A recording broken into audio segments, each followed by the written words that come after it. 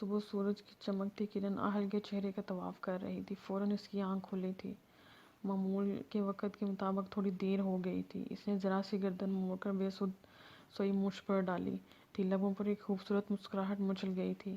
شاید صبح صبح محبوب کا دیدار اتنا ہی دلکش ہوتا ہے۔ کچھ دیر وہ اس کے چہرے کو دیکھتا رہا۔ بے ساختہ دل میں ایک ننھی سی خواہش جاگی تھی اور اس اپنی خواہش پوری کرنے میں کسی قسم کی کوئی پابندی نہیں تھی۔ وہ اس کے اوپر تھوڑا سا جھک کر اپنے ہونٹوں سے اس کی پیشانی پر محبت بھری مہر ثبت کی تھی۔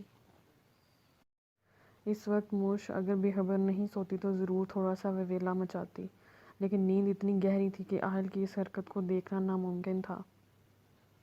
اس نے موش کو ڈسٹرب کرنا ضروری نہیں سمجھا تھا۔ شاید اسے موش کا ضرورت سے زیادہ ہی خیال تھا، یا پھر کسی سوئے ہوئے انسان کو ڈسٹرب کرنا اس کی گڈ بکس میں شامل ہی نہیں تھا۔ بہرحال وہ آفس کے لیے تیار ہو کر نیچے آ گیا تھا، جہاں سبھی موجود تھے سوائے بریرہ کے۔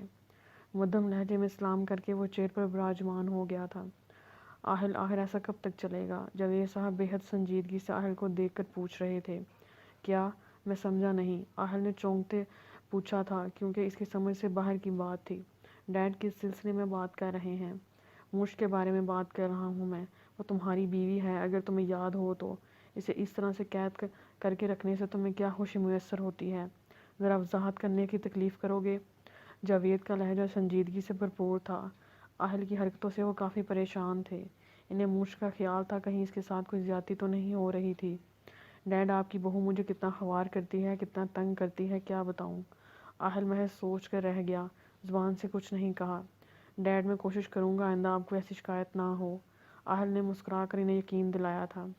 خیال رکھنا آہل، اسے ہم سے کوئی شکایت نہ ہو، جاوید صاحب مکان کے انداز میں بولے تھے۔ جی ضرور۔ آہل چیئر سے اٹھ گیا تھا کیونکہ اسے آفس جانا تھا۔ تقریباً 10 بجے کے قریب موش کی آنکھ کھلی تھی۔ فریش ہو کر وہ نیچے آ گئی تھی۔ آج ایسا پہلا دن تھا کہ اس کی آنکھ اتنی لیٹ کھلی تھی۔ السلام علیکم موم اینڈ ڈیڈ۔ جاوید صاحب اور مریم بیگم اسے لاؤنج میں ہی نظر آ گئے تھے۔ مسکرا کر وہ ان کے قریب آ گئی تھی۔ وعلیکم السلام بیٹا، دونوں نے تازگی بھری مسکراہٹ کے ساتھ جواب دیا۔ تو کیسی رہی میری بیٹی کی نیند؟ مریم بیگم نے مسکرا کر پوچھا تھا۔ بہت اچھی۔ آنکھوں کے سامنے رات کا منظر لہرایا تھا، لبوں پر ایک شرمیلی مسکراہٹ سج گئی تھی۔ موش بیٹا، میں سوچ رہا تھا کیوں نہ آج آپ کی امی کے گھر چلیں، میری ایک میٹنگ بھی ہے، وہیں سے گزروں گا تو آپ کو ڈراپ کر دوں گا، آپ کی تفریح بھی ہو جائے گی۔ اخبار میز پر رکھ کر انہوں نے مسکرا کر مجھ سے کہا تھا۔ واؤ سچی، میں ضرور چلوں گی ڈیڈ، لیکن آہل کہیں برا نہ مان جائے۔ موش کے دل میں تھوڑا سا خوف بھی تھا اور شاید اس کی فکر بھی تھی۔ نہیں، وہ کیوں برا مانے گا؟ کچھ نہیں ہوتا، چلو شاباش، تیار ہو جاؤ، ابھی کچھ دیر میں نکلنا ہے ہمیں، جاوید صاحب ٹھوس لہجے میں بولے تھے۔ ٹھیک ہے، میں تیار ہو کر آتی ہوں۔ موش خوشی سے چہک اٹھی تھی۔ ابھی رات میں ہی کیا گیا وعدہ بھی رتی برابر اسے یاد نہیں تھا۔ وہ ایسی ہی تھی، لاابالی سی، لاپرواہ، ہر چیز سے بے نیاز۔ ماں، میں نے 1-2 جگہ جاب کے لیے اپلائی کیا ہے، بس انٹرویو کال کا انتظار ہے، فارس اپنی ماں کی گود میں سر رکھ کر پرعزم لہجے میں کہہ رہا تھا۔ فارس میرے بچے، بس یہ جاب واب کا چکر چھوڑو، میری بس اتنی سی خواہش ہے اپنے پوتے پوتیوں کو کھلا سکوں۔ ایک ماں کا خواب جس طرح کا ہوتا ہے اس کے بارے میں تو شاید سب کو علم ہوگا۔ فارس کی ماں کی بھی بس اتنی سی خواہش تھی۔ ماں کون دے گا مجھے غریب کو بیٹی اپنی؟ آج کل کے زمانے میں پیسہ بہت اہم ہوتا ہے۔ فارس نے ہنس کر بات کا مذاق اڑایا تھا۔ ایسے کیسے کوئی نہیں دے گا اپنی بیٹی میرے چاند جیسے بیٹے کو، بس تمہارے ہاں کا انتظار ہے مجھے۔ انہوں نے ممتا بھری نظروں سے اسے دیکھا تھا۔ اچانک فارس کے موبائل پر بپ جلد رنگ سے بجنے لگی تھی۔ ماں اور بیٹے کی گفتگو کے بیچ میں خلل پڑی تھی۔ ماں، اہم کال ہے، سن کر آ رہا ہوں۔ فارس فون ہاتھ میں لے کر چھت پر آ گیا تھا۔ محبوب سے بات کرنے کے لیے تنہائی سب سے بہتر جگہ ہوتی ہے۔ بریرہ، میں نے منع کیا تھا نا کال نہ کرنے کو۔ فارس کا لہجہ ضرورت سے زیادہ تلخ تھا کیونکہ اسے تلخ رکھنا تھا۔ وہ نرم نہیں پڑنا چاہتا تھا، وہ مزید کسی کو دھوکہ نہیں دینا چاہتا تھا۔ تمہیں کیا لگا تمہارے منع کرنے سے میں مان جاؤں گی؟ تم نے سوچ بھی کیسے لیا میں تمہاری جان لے لوں گی اگر اب کال کرنے کے لیے مجھے منع کیا تو؟ بریرہ اپنے آنسوؤں کو بے رحمی سے رگڑ کر دھمکی دی تھی۔ بریرہ، لسن ٹو می، ہمارا الگ رہنے میں ہی بہتری ہے۔ فارس یکلخت نرم پڑ گیا تھا۔ وہ کب ایسے رویوں کا عادی تھا، اور جن سے بے پناہ محبت ہوتی ہے ان کے لیے تو دل خود بہت مائل ہوتا ہے۔ مجھے کچھ نہیں سننا، کچھ بھی نہیں، اور نہ ہی تم مجھے منع کر سکتے ہو۔ ایک بار نہیں 1000 بار کال کروں گی۔ کیا کر لو گے تم؟ بریرہ کی آواز دھیمی پڑ گئی تھی، بچوں کی طرح وہ ضد کر رہی تھی۔ میری جان پلیز رونا بند کرو ورنہ ابھی تمہارے پاس آ جاؤں گا۔ فارس ہار چکا تھا، آخر کب تک وہ بریرا سے اس طرح کا رویہ رکھتا۔ اس کے لیے تو سب سے زیادہ مشکل تھا وہ دن کیسے اس نے گزارے تھے۔ کوئی اس کے دل سے پوچھتا کیا حالت تھی اس کی، کیسے 2 دن گزرے تھے۔ نہیں ہوں میں تمہاری جان، اگر ہوتی تو تم اس طرح نہیں کہتے، اتنی بدتمیزیاں نہیں کرتے۔ بریرا منہ پھلا کر شکوہ شکایت پر اتر آئی تھی۔ کیوں یہ اس کا حق تھا؟ بتاؤ کیا کرتا میں؟ ایک تو تمہارے بھائی نے اچھی خاصی درگت بنا دی میری، ابھی بھی جسم سے کراہ اٹھ رہی ہے۔ فارس ہنس دیا تھا، کتنی دردناک ہنسی تھی، کیسا کرب چھپا تھا اس ہنسی میں۔ یہ ہنسی تو بہت مختلف تھی پہلے کی نسبت۔ آئی ایم سوری فارس، سب میری وجہ سے ہوا ہے۔ بھائی بھی مجھ سے بات نہیں کر رہے، سخت ناراض ہیں مجھ سے۔ بریرا کا لہجہ افسردگی سے بھرپور تھا۔ فارس سے بات کر کے اسے تھوڑی ڈھارس بندی تھی۔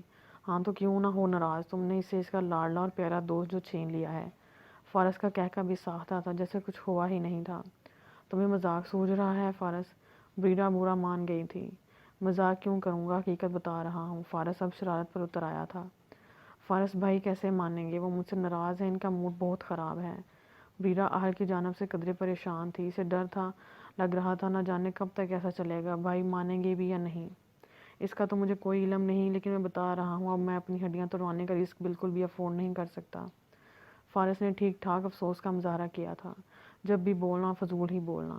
بریرا نے دانت پیستے ہوئے غصہ ظاہر کرنے کی کوشش کی تھی، اور نہ جانے کتنے گھنٹوں تک 2 دلوں کے درمیان سرگوشیاں ہوتی رہی تھیں۔ موش فائزہ بیگم کے گلے میں جھول کر یکدم بچوں کی طرح نہ جانے کتنے گھنٹوں سے باتوں میں مصروف تھی۔ امی میں اپنے کمرے میں جا رہی ہوں، کتنے دن بعد اپنا کمرہ دیکھوں گی۔ میں آپ کو بتا نہیں سکتی مجھے کتنی خوشی محسوس ہو رہی ہے۔ موش فوراً اپنے کمرے میں جانے کے لیے کھڑی ہو گئی تھی۔ ڈھیر سارا کھانا پینے کا شاپر ہاتھ میں لے کر وہ اپنے کمرے میں داخل ہوئی تھی۔ کچھ نہیں بدلا تھا، سب کچھ ویسے کا ویسا ہی تھا جیسا وہ چھوڑ کر گئی تھی۔ کسی نے صحیح کہا ہے، اپنا کمرہ واقعی اپنی بادشاہت ہوتی ہے۔ بیڈ پر پھیل کر بیٹھ کر وہ ساتھ میں لائے گئے کھانے پینے کی چیزیں پھیلا کر بیٹھی تھی۔ سمجھ میں نہیں آ رہا تھا کون سی چیز سے آغاز کیا جائے۔ کیوں ضرورت سے زیادہ چیزیں تھیں، چوئنگ گم کی مقدار حد سے زیادہ تھی، کیونکہ چوئنگ گم چبانا اس کا فیورٹ مشغلہ تھا۔ ڈیڈ آپ مجھے یہاں سے جلد از جلد باہر نکلوائیں۔ علی شہروز جیل کی صلاحوں کے پیچھے کسی بپھڑے ہوئے شیر کی طرح دھاڑ رہا تھا۔ یو ڈونٹ وری بیٹا، میں نے وکیل سے بات کر لی ہے، بہت جلد تمہاری ضمانت ہوگی۔ مسٹر شہروز نے بیٹے کو یقین دلایا تھا۔ میں آہل شافندی کو جان سے مار دوں گا ڈیڈ، اس کی سانسیں چھین لوں گا، تڑپا تڑپا کر اسے موت کے گھاٹ اتاروں گا۔ علی شہروز کی آنکھوں میں یقین تھا، یقین سے بڑھ کر غرور تھا۔ میں تمہارے ساتھ ہوں بیٹا، مسٹر شہروز نے اس کی آنکھوں میں دیکھ کر کہا تھا۔ کیسا تھا یہ باپ، بیٹے کو روکنے کے بجائے اس کا ساتھ دینے کا وعدہ کر رہا تھا۔ لعنت ہے ایسے لوگوں پر۔ سمیرا اہل ایک ایک کر کے تن فن کرتا سیڑھیاں اترنے کے ساتھ تیز آواز میں ملازمہ کو پکار رہا تھا۔ جی صاحب جی۔ سمیرا نظریں نیچے جھکائے کھڑی تھی۔ مش کہاں پر ہے؟ اہل کا سر چکرا گیا تھا۔ مش کو نہ پا کر اسے ڈر تھا کسی انہونی سے۔ کیوں وہ جانتا تھا اس بیوقوف لڑکی سے کچھ بھی توقع کی جا سکتی تھی۔ مش تو اپنے والدین کی طرف گئی ہوئی ہے، میرے خیال سے وہ تمہیں بتانا بھول گئی ہوگی۔ جواب سمیرا کے دینے کے بجائے مریم بیگم نے دیا تھا۔ کس کی اجازت سے گئی ہے؟ اہل اب شدید غصہ آ رہا تھا، جبکہ دیکھا جائے تو اس میں کوئی غصے کرنے والی بات نہیں تھی۔ وہ کسی غیر کے گھر نہیں بلکہ اپنے والدین کے گھر گئی ہوئی تھی۔ تمہارے بابا نے کہا تھا بیٹا، مریم بیگم نے حقیقت بتائی تھی۔ ڈیڈ بھی نا، اوکے تھینکس۔ اہل نے ایک نظر مریم بیگم پر ڈالی تھی اور باہر چلا گیا تھا۔ السلام علیکم آنٹی۔ اہل مسکرا کر فائزہ بیگم کو سلام جھاڑا تھا۔ وعلیکم السلام۔ ارے اہل بیٹا تم آؤ آؤ، مجھے امید نہیں تھی تم آؤ گے۔ موش نے بھی کوئی ذکر نہیں کیا تھا۔ فائزہ نے نہایت خوشی سے اس کا استقبال کیا تھا۔ کیوں نہ کرتی، آخر وہ اس گھر کا اکلوتا داماد تھا۔ جی آنٹی، میں موش کو لینے آیا تھا۔ اہل کر قریب رکھے صوفے پر بیٹھ گیا تھا۔ اچھا پہلے تم بیٹھو، میں تمہارے لیے چائے لاتی ہوں۔ فائزہ بیگم اٹھ گئی تھیں چائے کا ارادہ کر کے۔ نو نو آنٹی، بہت شکریہ، پلیز آپ تکلف نہ کریں۔ اہل نے انکار میں سر ہلا دیا تھا۔ دراصل اسے چائے زیادہ پسند ہی نہیں تھی۔ کچھ دیر کی گفتگو کے بعد آخر فائزہ بیگم نے اسے موش کے کمرے کی جانب اشارہ کیا تھا۔ اہل نے کمرے میں جیسے ہی قدم رکھا تھا، سامنے کا منظر دیکھ کر اسے قدرے حیرت کا جھٹکا لگا تھا۔ موش چوئنگم کے ذریعے بڑا سا غبارہ پھیلا کر بیٹھی تھی۔ جیسے ہی اس کی نظر سامنے کھڑے اہل پر پڑی تھی، غبارے کو فوراً منہ کے اندر کیا گیا تھا۔ اسے تھوڑی شرمندگی بھی محسوس ہو رہی تھی، نہ جانے اہل کیا سوچے اس کی اس حرکت پر۔ تم؟ موش نے تھوڑی حیرانگی کا رد عمل ظاہر کیا تھا۔ جی میں، اور آپ بتانا پسند کریں گے یہ منہ میں کون سی چیز چبائی جا رہی ہے؟ اس کے مسلسل حرکت کرتے منہ کو دیکھ کر آہل نے آنکھ دکھائی تھی۔ وہ دراصل میں چوئنگم کھا رہی تھی۔ موش نے مسکرا کر بتایا تھا، اس کا اندازہ تھا آہل خوش ہو جائے گا۔ موش کیا بچوں کی طرح پورے کمرے کو بے حال بنا رکھا ہے؟ اور پلیز فوراً اس چوئنگم کو تھوک کر آؤ ورنہ مجھ سے برا کوئی نہیں ہوگا۔ بیڈ پر شوز سمیت بیٹھ کر آہل نے مصنوعی غصے سے کہا تھا۔ لیکن آہل مجھے پسند ہے، لو تم بھی ٹرائی کرو۔ موش نے ایک چوئنگم کا پیک اس کی طرف بڑھا کر مسکراتے ہوئے کہا۔ موش میں تم سے کہہ رہا ہوں اسے باہر تھوک کر آؤ، آہل نے گراتے ہوئے کہا تھا، شاید تھوڑا بہت اثر ہو جائے موش پر۔ ٹھیک ہے۔ موش منہ پھلا کر چوئنگم ڈسٹ بن میں ڈال دی تھی، لیکن دل بے حد اداس ہو گیا تھا۔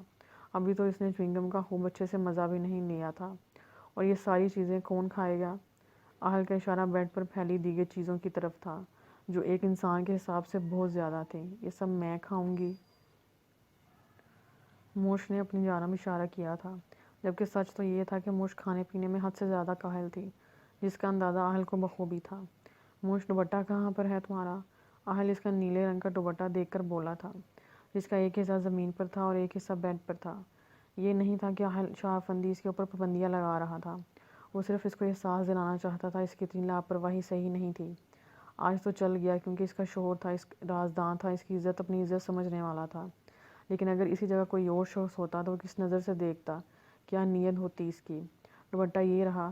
موش اندر ہی اندر حفیظ ہو رہی تھی، لیکن وہ جھٹ سے دوپٹہ زمین سے اٹھا کر اپنے ارد گرد اچھے سے پھیلا رہی تھی، اور آہل اسے یوں دوپٹہ صحیح کرتے ہوئے بڑی دلچسپی نظروں سے دیکھ رہا تھا۔ آئی ایم سوری، مجھے یاد ہی نہیں تھا دوپٹہ میرے پاس نہیں ہے۔ موش نہ جانے کیوں وضاحت دینے پر اتر آئی تھی۔ موش میں چاہتا ہوں تم اپنے آپ کو چھپا کر رکھو، صرف میرے لیے، کہ تمہارے اوپر کسی غیر کی نظر میں برداشت نہیں کر سکتا۔ میں صرف تمہیں یہ سمجھانے کی کوشش کر رہا ہوں۔ اپنے آپ کو بہت زیادہ چھپا کر رکھا کرو میرے سامنے۔ تم کسی بھی حالت میں رہو گی وہ مجھے قبول ہے، کیونکہ ہمارا رشتہ ہی ایسا ہے، لیکن پلیز اپنا خیال رکھا کرو۔ آہل اس کا ہاتھ تھام کر بے حد سنجیدگی سے کہہ رہا تھا، کیونکہ وہ جانتا تھا مرد کی نیت بدلنے میں ایک لمحہ نہیں لگتا۔ اب علی شہروز کو ہی دیکھ لیں۔ اوکے۔ موش اچھے بچوں کی طرح گردن ہاں میں ہلا دی۔ میں تمہارے لیے پانی لاتی ہوں۔ آہل اس سے پہلے کوئی اور گستاخی کرتا، موش فوراً اپنا ہاتھ چھڑا کر 9-2-11 ہو گئی تھی۔ دیوار پر لگی تصویروں کو دیکھ کر آہل کے لبوں پر مسکراہٹ پھیل گئی تھی، کیونکہ وہ اس کی دشمن جاں کی تصویر تھی۔ رینک میں بے تحاشا کتابوں کا ڈھیر لگا ہوا تھا۔ کتابوں کے ساتھ ساتھ البمز بھی بڑی نفاست کے ساتھ سجائے گئے تھے۔ آہل کے دل میں نہ جانے کیا خیال آیا، وہ اٹھ کر رینک کے قریب آ گیا تھا۔ حیرت تو اسے اس بات پر ہو رہی تھی کالج بکس ایک بھی موجود نہیں تھی، سوائے رومانٹک ناولوں کے علاوہ۔ اس نے ہاتھ بڑھا کر ایک ناول نکالا تھا۔ کچھ دیر یوں ہی ورق گردانی کرنے کے بعد وہ دوبارہ کتاب اسی جگہ پر سجا دیا تھا۔ اچانک اس کی نظر ایک البم پر پڑی تھی۔ دل میں شدید خواہش جاگی تھی موش کے بچپن کو دیکھنے کی۔ بچپن میں کس قدر موٹی تھی، یہ محض آہل کی سوچ تھی۔ آنکھیں شرارت سے چمکنے لگی تھیں، لبوں پر شریر مسکراہٹ رقص کرنے لگی تھی۔ وہ البم ہاتھ میں لے کر بیڈ پر آ گیا تھا۔ پہلی ہی فوٹو پر آہل کا کہکہ برآمد ہوا تھا، جس میں موش چاکلیٹ کھاتے کھاتے اپنے پورے منہ میں تھوپی ہوئی تھی۔ موٹو گپلو ایسی موش بے حد کیوٹ لگ رہی تھی جیسے آج بھی لگتی ہے۔ ایک کے بعد دو کے بعد تین ایسی تصویروں کو جائزہ لیتے ہوئے آہل کا کہکہ اچانک کم ہوا تھا۔ آہل یہ لو، میں تمہارے لیے کافی بنا کر لائی ہوں۔ موش ہاتھ میں کافی کا ٹرے لے کر کمرے میں داخل ہوئی تھی۔ جیسے ہی اس کی نظر البم پر پڑی، حلق سے ایک جی دار چیخ برآمد ہوئی تھی۔ ایسا لگ رہا تھا موش کے نہ جانے کون سی چوری پکڑی گئی تھی۔ اس نے جلدی سے ٹرے میز پر رکھا اور فوراً اس کی طرف بھاگی آئی تھی۔ چہرہ شرم کے مارے سرخ ہو گیا تھا، کیونکہ البم میں موجود تصویریں حد سے زیادہ فنی تھیں۔ واہ موش، لگتا ہے بچپن میں خوب کھاتی پیتی تھی، دیکھو کتنی ہیلدی لگ رہی ہو۔ آہل کا انداز سراسر مذاق اڑانے والا تھا۔ آہل پلیز مجھے یہ البم دو۔ موش اب اس کے ہاتھ سے البم جھپٹنے کی کوشش کر رہی تھی۔ اس میں یار کیا غضب کی لگ رہی ہو، میں سوچ رہا ہوں تم چل کیسے پاتی تھی یار، تمہارا ویٹ بچپن میں جب اتنا زیادہ تھا تو اب کتنا ہوگا۔ آہل تصویروں سے نظریں ہٹا کر اس کا مکمل جائزہ لیتے ہوئے مگن تھا۔ آہل تمہیں شرم آنی چاہیے کسی کی پرسنل چیز اس طرح سے دیکھنا، وہ بھی اس کی اجازت کے بغیر۔ موش نے ایک بار پھر سے البم جھپٹنے کی کوشش کی تھی، نتیجہ آہل اس کی کمر میں ہاتھ ڈال کر ہلکا سا جھٹکا دیا تھا، جس سے موش اس کے چوڑے سینے سے آ لگی تھی۔ پلکیں یکا یک زمین پر گڑ گئی تھیں، لب لرزنے لگے تھے۔ دیکھ رہا ہوں آج اتنا وزن ہے، جب میرے بچوں کی ماما بنو گی تب کتنا ہوگا۔ آہل کا لہجہ ہنوز شرارت میں تھا۔ اہل وہ البم مجھے دو۔ مجھ اس کی باہوں میں ابھی بھی قید تھی، لیکن پھر بھی وہ اسی طرح البم لینے کا جدوجہد کر رہی تھی۔ کیوں نہ ماما پاپا بننے کی تیاری کی جائے، کیا خیال ہے؟ اہل کا لہجہ حد سے زیادہ بے باکی لیے ہوئے تھا۔ شرم سے مجھ کا نظریں ملانا مشکل ہو رہا تھا۔ وہ اس کی باہوں میں آزاد ہونے کے لیے کسمسا رہی تھی، لیکن گرفت خاصی مضبوط تھی۔ آزادی ملنا اتنا بھی آسان نہیں تھا۔ اچانک ایک بہت بڑا انکشاف ہوا تھا۔ وقت ٹھہر سا گیا تھا، پلکیں جھپکنا بھول گئی تھیں۔ یکلخت اہل کی گرفت کمزور ہوئی تھی، جس پر مجھ کو تھوڑی حیرت بھی ہوئی تھی۔ ماما، اہل نے یہ لفظ منہ ہی منہ میں کہا تھا، جس کو شاید اس نے ٹھیک سے سنا بھی تھا یا نہیں۔ یہ کون ہے موش؟ ایک بڑے سائز کا فوٹو اہل کے ہاتھوں میں تھا، جس میں اس کی ماما یعنی فائدہ بیگم اور نورہ بیگم کی تصویر تھی، جو صرف افندی ہاؤس میں تھی، جاوید صاحب کے پاس۔ اہل نے تو ان تصویروں کو کبھی نہیں دیکھا تھا، لیکن اس کی اپنی ماما کا فوٹو ہمیشہ اس کے والیٹ میں محفوظ ہوتا تھا۔ یہ میری امی ہیں، اور یہ امی کی کوئی جاننے والی ہیں، جو کہ امی کی بہت عزیز ہیں۔ میں ان سے کبھی ملی نہیں ہوں۔ امی اکثر ذکر کرتی ہیں ان کا، شاید میری کوئی دور دراز کی کوئی آنٹی ہیں۔ موش کے علم میں جو کچھ تھا، سب کچھ اس نے اہل کے گوش گزار کر دیا تھا۔ چھوڑو تم یہ سب، دیکھو اس چکر میں کافی بھی ٹھنڈی ہو گئی ہے۔ مجھ دوبارہ سے کافی کا ٹرے لینے کے لیے پلٹی تھی۔ شاید وہ اہل کے چہرے کے تاثرات نہیں دیکھ پائی تھی۔ فوٹو جینز کی جیب میں ڈال کر وہ تن فن کرتا کمرے سے باہر نکل گیا تھا۔ اسے اپنے سوالوں کے جواب چاہیے تھے۔ اسے حقیقت جاننی تھی جسے وہ قطعی لا علم رکھا گیا تھا، اور اس کا جواب صرف ایک انسان دے سکتا تھا۔ وہ تھا اس کا باپ، جاوید شاہ افندی۔ اہل کافی، مجھ کی آواز کہیں بہت پیچھے رہ گئی تھی۔ اس کی سمجھ سے باہر تھا اہل کو ہوا کیا ہے۔ خیر وہ اتنا سوچنے والوں میں سے کہاں تھی کہ کوئی سوچتی ضروری کام ہوگا۔ یہی کہہ کر اس نے خود کو پرسکون کر لیا تھا۔ اہل ہائی سپیڈ سے گاڑی چلا رہا تھا۔ ایک الجھی ہوئی گتھی تھی جس کو سلجھانا بے حد ضروری تھا۔ گاڑی کس بڑی عمارت کے سامنے آ کر رکی تھی۔ اس وقت جاوید صاحب سیاست دانوں کی محفل میں بیٹھ کر ایک بے حد ضروری اہم میٹنگ میں تھے۔ سر اندر میٹنگ چل رہی ہے، سر کا سخت آرڈر ہے، کوئی اندر نہیں جا سکتا۔ دروازے پر ہی گارڈز نے اسے اندر جانے سے روکا تھا۔ سامنے سے ہٹو، اہل شاہ افندی ہوں میں۔ بس اتنا سا کہنا تھا کہ فوراً اندر جانے کا راستہ صاف ہو چکا تھا۔ ڈیڈ، اہل اپنی سرخ آنکھوں سے انہیں دیکھ رہا تھا، جو اس وقت شہر کے اعلیٰ بزنس مین کے ساتھ میٹنگ کرنے میں مصروف تھے۔ لیکن اہل کی آواز سن کر یکلخت ان کی زبان کو بریک لگا تھا۔ مجھے بات کرنی ہے آپ سے۔ اہل سوچ کر آیا تھا، سوالوں کا جواب لیے بغیر وہاں سے ہلے گا بھی نہیں۔ ایک معذرت خواہ نظر جاوید شاہ افندی نے بیٹھے ہوئے لوگوں پر ڈالی تھی۔ چند ہی منٹ میں روم خالی ہو گیا تھا۔ صرف باپ اور بیٹے رہ گئے تھے۔ فائزہ آنٹی اور ماما کا کیا ریلیشن ہے ڈیڈ؟ اب مجھے اس سوال کا جواب دیں۔ آج وہ گھڑی آ گئی تھی جس راز کو راز کیا گیا تھا۔ آج اس کے فاش ہونے کی گھڑی آ گئی تھی۔ آج کے لیے اتنا ہی۔ آئندہ کے لیے ہمارے ساتھ رہیے گا۔ اللہ حافظ۔